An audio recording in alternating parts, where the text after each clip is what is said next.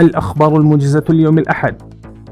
قال مسؤولون في المخابرات الأمريكية إن الإمارة الإسلامية هزمت تنظيم داعش في أفغانستان، وأضافوا أنه لا يوجد احتمال لعودة ظهور تنظيم القاعدة في أفغانستان. أفاد مسؤول إدارة الأمر بالمعروف والنهي عن المنكر بولاية فرا أنهم ألقوا القبض على 3 مجرمين صاحلين في عاصمة ولاية المذكورة.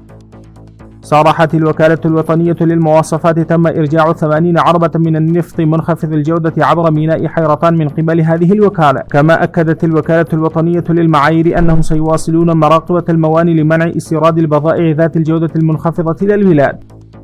قال ممثل بلدية كابول نعمة الله بارغزي سيتم تنفيذ 150 مشروعا بقيمة 5 مليارات و240 مليون أفغاني في مدينة كابول، منها 85 مشروعا لبناء الطرق. تم البدء في إنشاء الطريق بين مدينة غرديز عاصمة ولاية بكتيا ومديرية زرمت. صرحت المحكمة العليا لإمارة أفغانستان الإسلامية إن محاكم ولاية لغمان أصدرت خلال الأسبوعين الماضيين 111 وثيقة بالإضافة إلى حسم 87 قضية.